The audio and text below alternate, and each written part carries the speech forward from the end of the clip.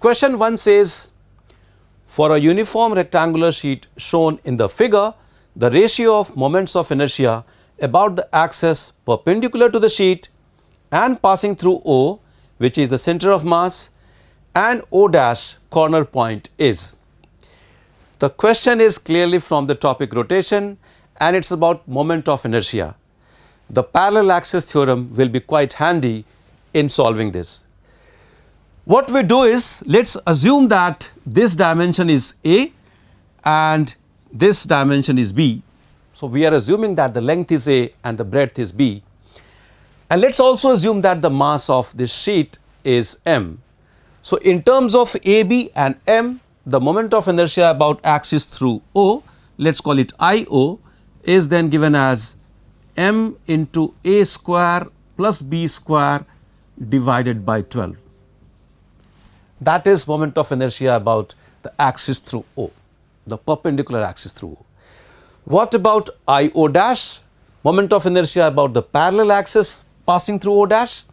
Well, the expression for IO dash is then given as IO, because O is the center of mass, plus m into d square.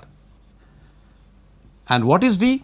d is the distance between the two parallel axes, and that means this is d, and d is in fact equal to half the length of the diagonal. So, that means expression for d can be given as 1 by 2 times under root of A square plus B square. Well, combining these two expressions, the value of IO by IO dash comes out as 1 by 4, and that means option 2 for this particular question is correct. It is time now to go to the next one, and the question 2 says, a small ball of mass m is thrown upward with velocity u from the ground. The ball experiences a resistive force mkv square, where v is its speed. The maximum height attained by the ball is, and of course the 4 options are given. Well, the question combines concepts of dynamics and also kinematics. Let us look at the forces acting on this object. The two forces are in the downward direction. One is the weight mg and the other is the resistive force. As it is going up, the resistive force will be acting downward.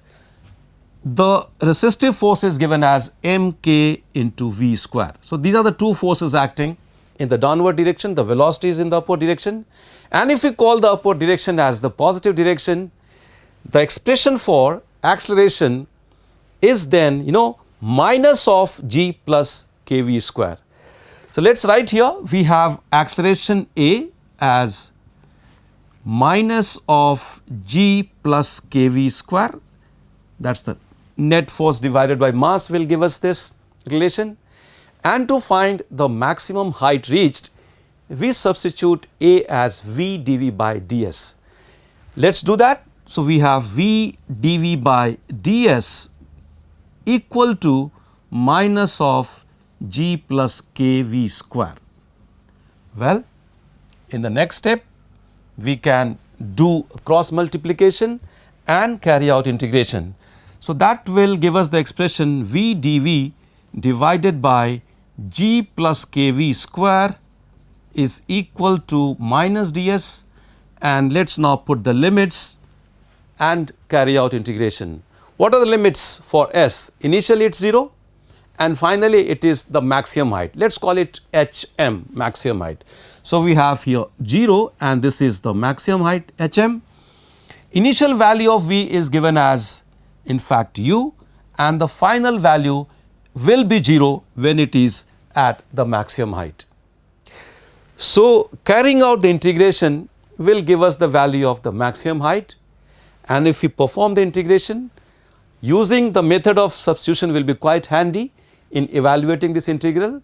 Well, the final value of hm, the maximum height reached by the ball, is then coming out as 1 by 2 k ln of 1 plus k u square by g. That means option 3 is correct for this particular question. It is time now to go to the next question, question number 3. Question 3 says a circular coil has moment of inertia 0.8 kg meter square around any diameter and is carrying current to produce a magnetic moment of 20 ampere meter square.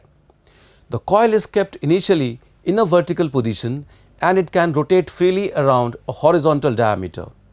When a uniform magnetic field of 4 Tesla is applied along the vertical, it starts rotating around its horizontal diameter.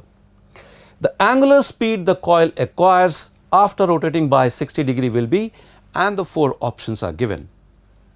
Well, the question combines the concept of the energy of a magnetic dipole in a uniform external magnetic field, and also here there is a torque acting due to the magnetic field, because of which the coil starts rotating. Now, as the magnetic energy is decreasing because of change in angle, the rotational kinetic energy is increasing. Now, since it is rotating about a horizontal diameter, the center of mass of the coil does not move at all. So, that means the decrease in the magnetic energy can be equated to the gain in the rotational kinetic energy. So, that means the expressions that we can use for solving this question is, one is that the expression for magnetic energy itself is given as U is equal to minus m dot b, okay. And if you look at the situation, it is something like this. We have a coil, let us say that the current is flowing like this, it is placed vertically, that is clearly given. The axis of rotation is this horizontal diameter, and now a magnetic field pointing in the upward direction has been, let us say, switched on. Magnetic field according to the question is vertical. So, if we look at this situation, the initial value of energy is 0 because the angle between the m vector and the b vector is 90 degree. So, what we have is ui is 0 because the angle being 90 degree between these two vectors. Now, if the coil rotates by 60 degree, and why it will rotate, it is very pretty clear. In this particular case, if we see, m vector is pointing outward, b vector is pointing in the upward direction. So, m cross b torque is applied here. So, that is why it starts rotating. Now, if it has turned by 60 degree, the final angle between the m vector and the b vector, which was initially 90 degree, becomes 30 degree. Very important step. So, that means the final value of the energy of the dipole due to its interaction with the magnetic field is given as minus m into b into cos of 30 degree. So, there is loss of the energy, magnetic energy, and this is reflecting as the gain in the rotational kinetic energy, which means we can now write that half of I omega square, value of I in fact is given, half I omega square is equal to ui minus uf, and that means it is equal to m into b into cos of 30 degree. From this, it is now a pretty simple task to find the value of omega. Well, omega will then be written as under root of 2mb into cos 30 degree. Let us put it as cos 30 degree. We can of course put it as root 3 by 2 also, divided by I. So, now all the terms are given, m is given, b is given, I is given. This can be evaluated easily, it requires some calculation, but when you solve it, the value comes around 13.2 radian per second, which does not really match with any of the given options. So, for this particular question, we conclude that none of the given answers is correct. I hope that is clear. It is time now to go to the next question.